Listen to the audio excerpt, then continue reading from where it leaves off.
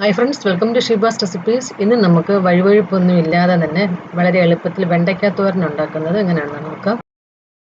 അപ്പോൾ തോരന് വേണ്ടി ഞാൻ 400 ഗ്രാം വെണ്ടയ്ക്ക കനം കുറച്ച് വട്ടത്തിൽ അരിഞ്ഞിട്ടുണ്ട്. പിന്നെ വലിയൊരു സവാളയും ഈ ഒരു സൈസിൽ അരിഞ്ഞിട്ടുണ്ട്. അപ്പോൾ വെണ്ടയ്ക്ക അരിയുമ്പോൾ ഇതുപോലെ കനം കുറച്ച് വേണം അരിയാൻ. അതുപോലെ വെണ്ടയ്ക്ക കഴുകിയിട്ട് വെള്ളമെല്ലാം പോയിട്ട് വേണം അരിയാൻ. വെള്ളമയത്തോടു കൂടി അരിയരുത്.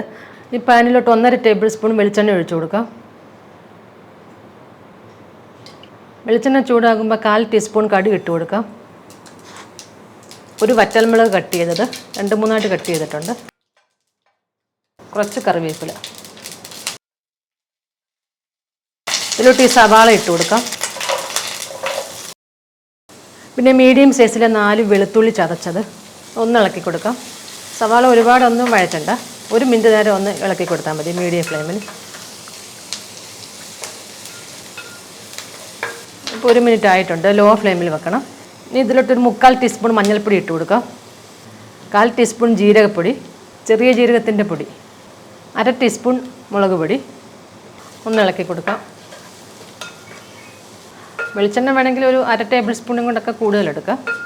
ഒന്ന് ഇളക്കിയിട്ട് ഈ വെണ്ടയ്ക്ക ഇട്ട് കൊടുക്കാം.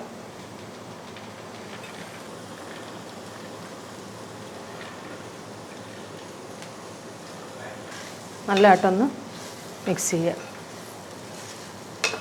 ഈ സമയത്ത് ഇതിലോട്ട് തേങ്ങയും കൂടെ ചേർത്ത് കൊടുക്കാം. ഒരു 6 ടേബിൾ സ്പൂൺ തേങ്ങ നല്ലതായിട്ടൊന്ന് ഇളക്കി കൊടുക്കാം. മീഡിയം ഫ്ലെയിമിൽ വെക്കാം. ഫ്ലെയിം തീരെ കുറയ്ക്കരുത്. ഉപ്പ് വെണ്ടയ്ക്കയൊക്കെ വെന്തിട്ട് ചേർത്താൽ മതി. ഇപ്പോൾ ഒരു 2 മിനിറ്റൊക്കെ ആയിട്ടുണ്ട്, പകുതി ഒന്ന് വാടിയിട്ടുണ്ട്. ഈ സമയത്ത് ഇതിലോട്ട് 1 ടേബിൾ സ്പൂൺ തൈര് ചേർത്ത് കൊടുക്കാം. തൈര് ചേർക്കാമെങ്കിൽ വെണ്ടയ്ക്കയുടെ വഴുവഴുപ്പൊക്കെ മാറിക്കിട്ടും. അതുപോലെ ഈ വെണ്ടയ്ക്ക അടച്ചു വെച്ച് വേവിക്കരുത്. ഇതുപോലെ ഇളക്കി ഇട്ട് കൊടുത്തുകൊണ്ട് ആവിയിൽ വേവിക്കണം. തൈര് ചേർത്ത് ഇളക്കി ഒരു 2 മിനിറ്റ് കഴിയുമ്പോൾ ആവശ്യത്തിനുള്ള ഉപ്പും കൂടെ ചേർത്ത് കൊടുക്കാം.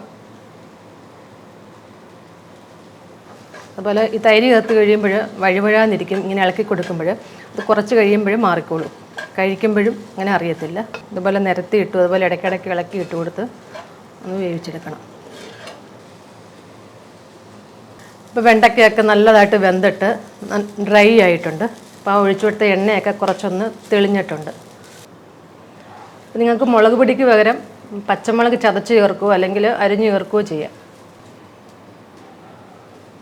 പിന്നെ നമുക്ക് ഫ്ലെയിം ഓഫ് ചെയ്യാം. അപ്പോൾ എല്ലാവരും ഉറപ്പായിട്ട് ഒന്ന് ട്രൈ ചെയ്ത് നോക്കണം. വീഡിയോ ഇഷ്ടമായെങ്കിൽ ലൈക്ക് ചെയ്യാനും ഷെയർ ചെയ്യാനൊന്നും മറക്കരുത്. പിന്നെ നിങ്ങളുടെ കമൻസും ഒക്കെ അറിയിക്കണേ. Thank you.